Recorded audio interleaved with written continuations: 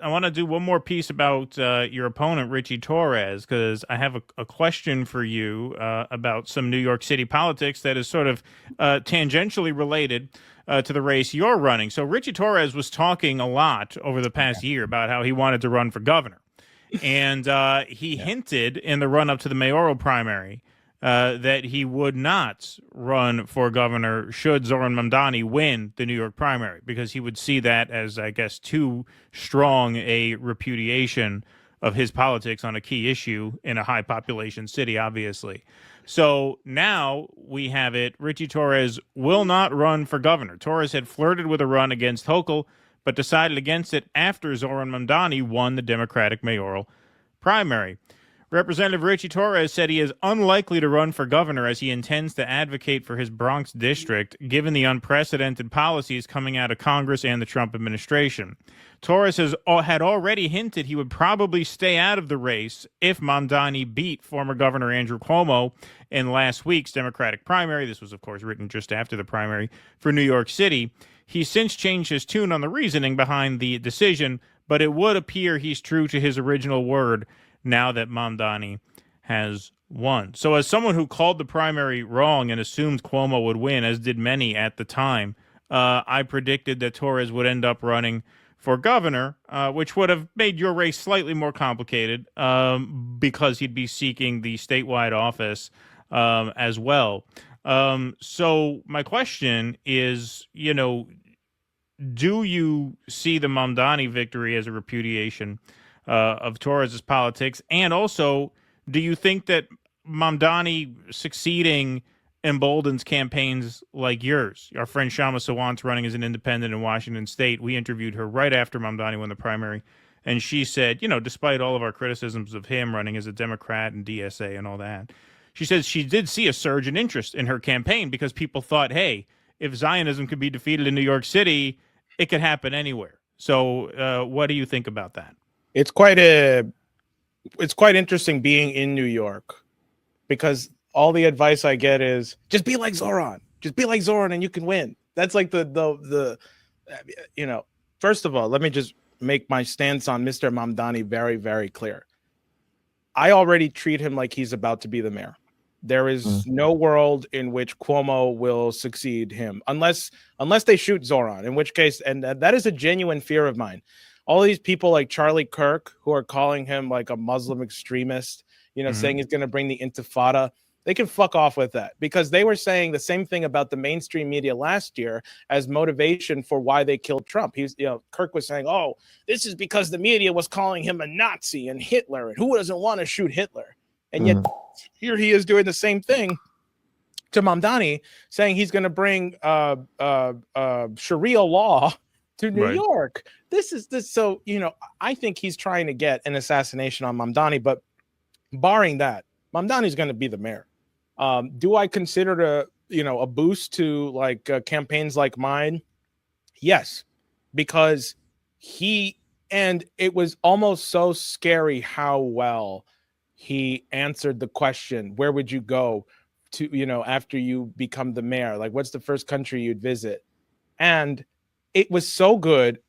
It was too good. I was so suspicious of that. I was like, these fucking anchors are in on it to make him look good. Because, of course, the right answer is, why the fuck would I go anywhere but New York City? Right. So I thought it was good that he said that. But, regardless, because everybody thought Cuomo was going to win because of first of all, the Zionists here in New York, also the liberals in the Upper East Side and places like that. But no, even in some big Jewish areas, Zoran won those over. Now, let me make one thing clear. Zoran didn't win the Bronx. I believe Cuomo got something like 54% of the vote in the Bronx, and then he got like 34%. Mamdani got 34% of the vote in the Bronx, and that's Well, I think Cuomo won Harlem too, right? I believe he did too. Yeah, he did very good in the black population. That's what he did. I mean, I gotta say, they brought Cuomo to the Bronx, and what's his name, the old borough president, Raphael. Salamanca. No, not Salamanca. It was this other guy. The former borough president before the one we had now was bringing Cuomo around, and he was saying like the Bronx is Cuomo country. This is Cuomo country. I was like, oh my god, like these are real videos that they were doing. No, I saw them in my neighborhood in Harlem. Yeah, I saw them going around campaigning for him. So I think overall, like, if I actually do see myself as somebody running in the first of all, I'm going to treat Zoran like I would treat any politician. I'm going to hold his feet to the fire. He hasn't had a chance to govern as mayor yet. I know that he has done some stuff in the assembly, and I'm already critical of some of his policy platform ideas. But regardless, like, my personal feelings on Zoran is I want to like him, but like AOC and these others, like I've seen this story before. I've seen this bit before. And if the very pessimistic view is that Zoran was like a test, like the Democratic Party let him have it to see, like, are people really tired of Israel? Let's see what happens. Like, let's just see what happens if people really are this tired of Israel. Like, that's what I think happened, and he was able to get through. Do I want to like him? I do want to like him, but like I'm not starry-eyed about him. I'm not like, oh my God, I'm not going to go out and canvass for the guy. I don't think he needs it. Am I going to shit on Andrew Cuomo? Yeah, absolutely. The guy stole my video content. I don't know if you saw the next day, Cuomo puts up a video. The next day after I put out my video, he puts out a video with him talking to a constituent. He's like, do you know this guy, Zoran Mamdani? Well, this is his policy platform. He wants to defund the police. Oh, interesting. I thought he got up and called Nancy Pelosi an ugly drunk. I would be like, yeah, that would have definitely been stealing from Jose. But no, he borrowed from your policy video. Okay. Interesting. Sure, but I did see that. Yeah. Yeah, and I was like, Kynan wow. didn't tip him off. Yeah. No. So, I think and if I actually do become the congressman of this area, I would have to work with Zoran because he is the mayor of the city, and this is the poorest congressional district in the entire country. And that's the other thing about Torres not running for governor that makes sense why he hitched his horse, because when you're in the federal government, your job is to fight with the president, right? In order to bring federal money, any kind. And that's why I'm running for Congress.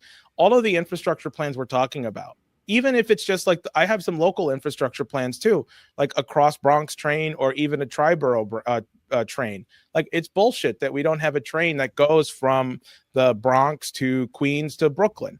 Yeah. So what that's going to require is the governor signing off on that, getting federal money for that. Right? That's like a two-pronged approach. Like, Zoran as the mayor, the best he can do is advocate for it. That's, he can't do a major infrastructure plan. And even if Richie Torres or whoever the governor wanted to do a plan like that, they have to plead with the president. Can you please give us this money? So that's just how the sort of politics works. And I think, Richie Torres talked way too much crap to Zoran to then go into the governorship, because then you would have to work with the mayor to get things done. So he's like, yeah, I can't do that anymore. And then Zoran posed with Richie Torres, I think a few days after winning the primary. He goes up to the Bronx and he takes a picture with like a lot of these like corrupt Bronx officials. And that was, but see, I don't know if I consider that a red flag or if Zoran is trying to be serious about being mayor, because like you do have to kind of be good with the people who get you the federal money, right? Like, so, well, it's both. I mean, in my opinion, when you take a picture with a Richie Torres, to me, the reason that's not good is because you are signaling to him that you want something from him, that you want his approval. And in doing so, you give him power over you, right? And that's how you kind of get compromised and absorbed into the system. That being said, you're right, I think, in the sense that, like, yes, it's both a red flag and also completely foreseeable and part of the deal when you run inside the two-party system. That's why, like, if I lived in New York City, I'd vote for Mamdani, because I think he'll probably get a rent freeze through since he has enough power to do that. And I also think it'll be easier to protest against Israel under Mamdani than under Cuomo or Adams. So I would vote for him. But the reason I won't bring him on and talk him up the way I'm doing with you or the way we do with Shama is because, running inside the duopoly means it's inevitable you have to make those compromises. And then we have to kind of sign off on that, and I'm not comfortable doing that. So, I think it's both. I think it's a red flag, and it's part of it's the price of doing business when you run as a Democrat, which is why there's only so big an investment I'm willing to make in a Democrat, which is essentially none, besides saying on election day, if I lived in New York, I would vote for him over Netanyahu's lawyer. Yes, I would. Well, yeah, absolutely. And also, do you think Zoran would come on your show? I'm not trying to be smug. I'm like, no, he serious. wouldn't. He would. Well, we asked him, and nothing. We Some of asked our him when he peers was have like asked him, at and 5% nothing. in the polls. Yeah. We asked for his support on our idea for Sharia law bialys. He never got back to us. Well, you know what? Let me pledge my support for a Sharia. Exactly.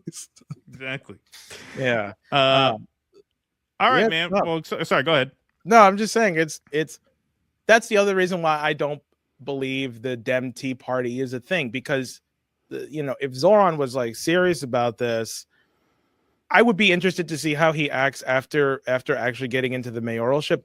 Like after winning the primary, he hired this Obama insider guy, right? I forget the guy's name.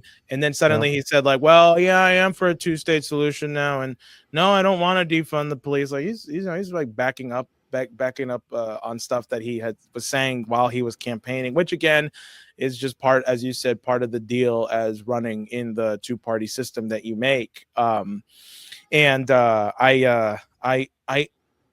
Oh yeah, right. So that's why I don't believe the Dem Tea Party thing, because if that was me in that position, like if I actually did run in the Dem primary and like I somehow won in the mayoral race, I'd be like, you know what, New York City, I don't give a fuck. We're coming for the rest of you elected officials. Like we proved that we can win, by not bending the knee to Israel. Like Adriano Espaillat, I see you. We're coming after you. We're running somebody against you next year. Richie Torres, your ass is definitely out. Like I'm going to take the 50,000 person movement I claim to have, and I'm going to give people a government again that is not owned by AIPAC, because that is the power that I've organized, right? So the fact that he's kowtowing now to instead of taking that energy and saying like I'm about to go to war with my own party and I'm gonna make the party mine. Like that's the thing that pisses me off about AOC and Bernie's Stop the Oligarchy tour. It's like, what about the oligarchy in your own party, right? And that's the thing with Zoran too. Like New York City politics is corrupt as hell. You have 50,000 people that are willing to go and door knock for you. Why the hell don't you go and use that to like overthrow all of the AIPAC funded Democrats? Maybe now is the time to do that. But instead, you're just going to be like, I'm just going to kind of soften my positions. No, go to war. Go to war. I mean, honestly, Jose, in a lot of ways, the conservative critique is not completely off base, that this is a revolt of the PMCs that's really driving his campaign. The system's not working for them anymore. Like a lot of his support are the same people who backed Hillary 10 years ago, man. They're the same kind of people. They're the same, not all of them, but what put him over the top, the system's not working for them anymore. So now they are coming around to a more radical kind of politics. The idea of a child of privilege like Mamdani being drawn to radical politics. I mean, that's an old story. How sincere he is about it. It's interesting being out here. We're doing a documentary on the Uhuru movement, so we're going into a lot of the people who came out of the same Black Power movement that O'Malley did. And yeah, man, I mean, the ones that didn't get assassinated got co-opted. You look at Bobby Rush, he co-founded the Black Panther chapter with Fred Hampton in Chicago. He went on to be one of the biggest Democratic Party dick suckers around, man. And I was like, no, seriously. Like you look at that guy and you can watch documentary. There's a documentary on HBO from 1971, the assassination of Fred Hampton. You can see Bobby Rush up there with Fred Hampton, radical as can be. He's out there stumping for Kamala, not like he's still alive.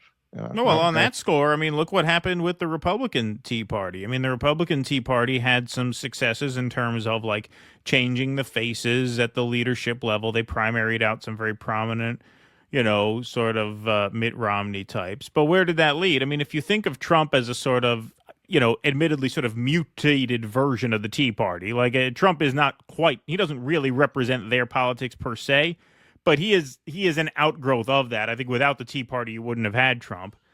And where are we with that? That supposed hostile takeover of the party leaves us where? Leaves us with a Trump second term that looks a lot like what George Bush's third term would have looked like. I mean, an awful lot, right? So, what on that level, yeah, when you work within the two-party system, even if you win, you're doomed because the forces behind these candidates seems to swallow you, no matter which of these two major parties you run in, which is why I think the only real serious way is the hardest way, unfortunately, which is what you're doing and what Shama's doing. Yeah, I mean, I just have to say, Kshama Sawant she's clearly proven that you can do it through the city council, and I wish her nothing but love and hope and respect. I hope she wins against Adam Smith. Guy's a fucking asshole.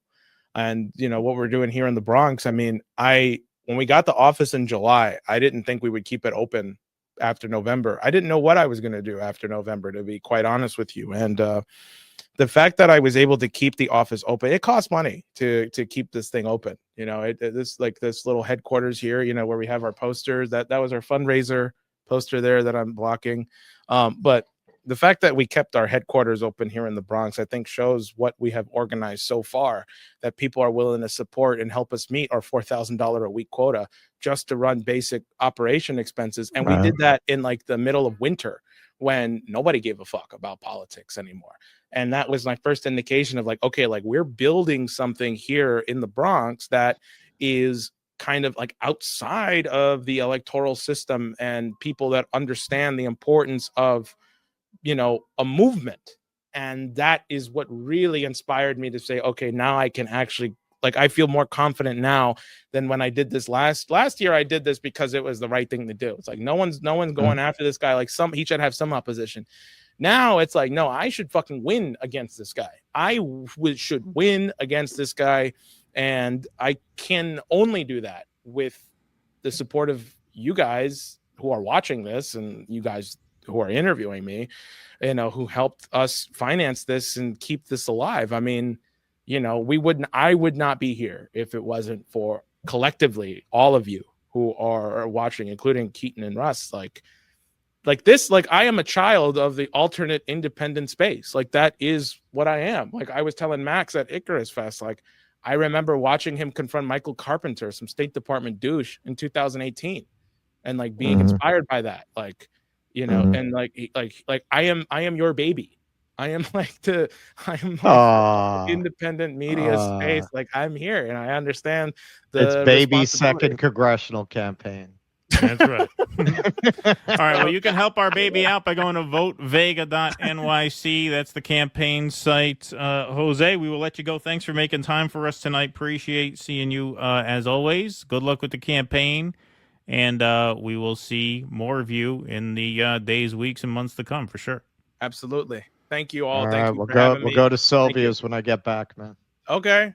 There you go. Good. I haven't had fast food in a long time, so let's do it. All right. Let's do it. All right. Thanks, Jose. Bye-bye. Please clap.